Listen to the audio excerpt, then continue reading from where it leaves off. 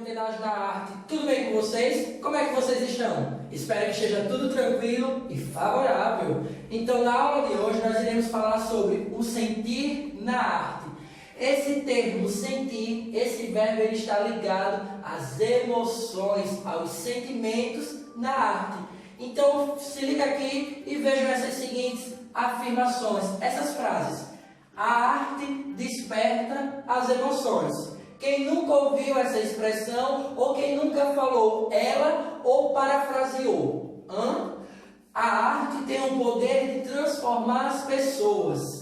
A arte é feita para nos emocionar. A arte trabalha com os sentimentos. Tem algo em comum em todas elas, que é o sentir. São os sentimentos, a emoção. E quando a arte tem o poder de transformar as pessoas, é porque, por meio do fazer artístico, acabamos refletindo sobre as nossas vivências, as nossas experiências, o nosso cotidiano, o nosso contexto, e acabamos parando e pensando, peraí, é necessário mudarmos.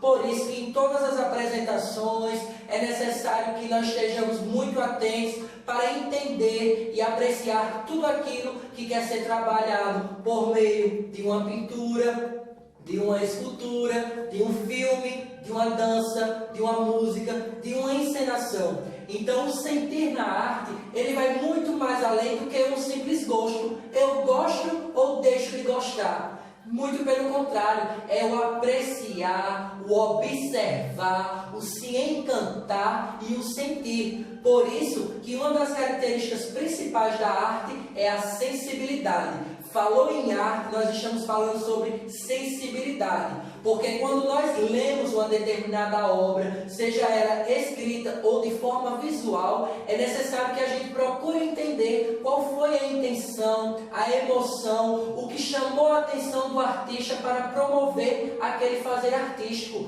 No momento de dança, os bailarinos, por meio de seus movimentos, de seus giros, das tensões, relaxamentos, eles estão passando alguma história, eles estão determinando alguma emoção de um determinado contexto que eles vivenciaram ou não. E isso, é claro, sempre vai estabelecer um laço de empatia ou até mesmo de uma efetiva troca de sentimentos, de apreciação. Por isso que vem o choro, vem o riso.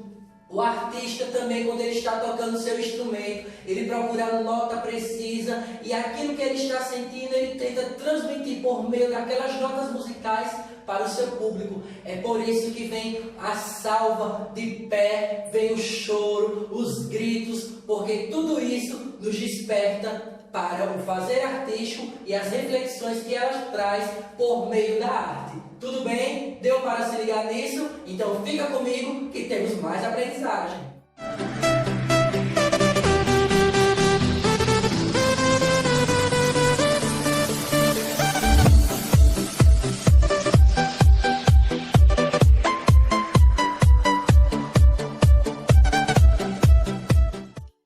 Olha, pessoal, vale ressaltar que a arte e a história, elas são amigas íntimas, elas andam lado a lado, de mãos dadas, e por isso que dentro da história da arte vai surgir um movimento artístico no século XVI ao século XVIII, denominado como Barroco. E o que foi o Barroco? O Barroco, ele teve em sua principal essência o objetivo de causar emoção, sentimento. Por isso as suas cores utilizadas eram muito intensas, provocavam agitação, dinamismo, movimento, espírito conflituoso, sem falar também que utilizava muito ouro em suas composições, assim como pedras preciosas. Isso mesmo, essas são as principais características desse movimento que teve em toda a sua essência o sentir. Por isso que ao ler obras, literaturas barrocas e também ver composições artísticas desse período, sempre vai ser despertado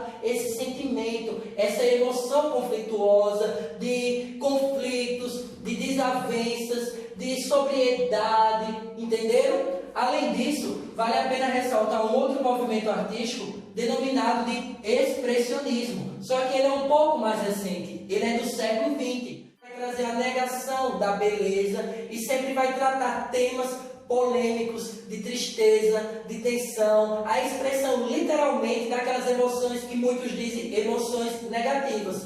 E por que isso? Por que essa negação? Por que todo esse pessimismo em todas as constituições artísticas desse movimento?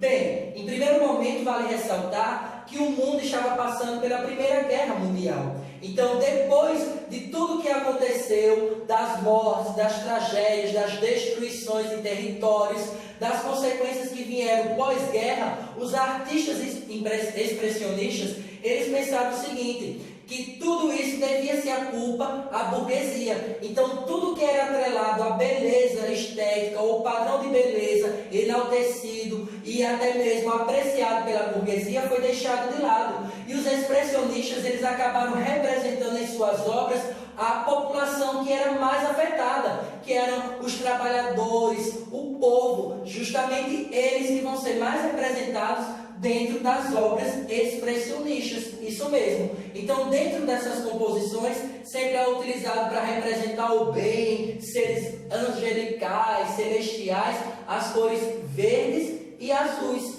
E, além disso, para representar o mal, sempre é atrelado a cor preta ou até mesmo o próprio vermelho. Então, sempre trazia o questionamento, que nem sempre aquilo que é apresentado como belo, aquilo que é mascarado, na verdade é bonito, quando realmente é apresentado no seu sentido real. Ou seja, muitas das vezes os governantes ou os poderosos que estavam no regime, no poder, controlando, acabavam expressando por meio dos artistas que eram influenciados pelos investimentos deles, pelos financiamentos deles, uma realidade que na verdade não existia, que por trás dela, por mais que ela existisse, sempre tinham pessoas sofridas, desigualdades sociais, violência, desemprego, fome, guerra, miséria. Então o expressionismo, ele vem trazer justamente toda essa bagagem que muitas das vezes era meio que mascarada, era colocado meio que uma base por cima dela, mas eles queriam apresentar a realidade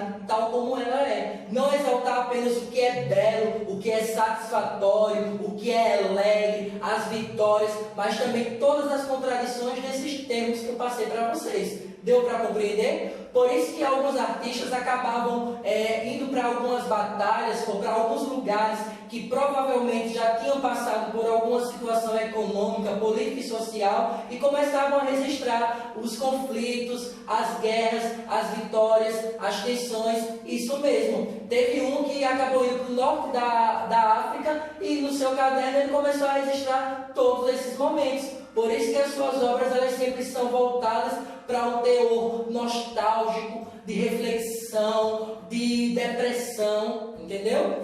Para a gente finalizar, nós iremos falar sobre as emoções, só que em um outro teor, dentro das campanhas publicitárias.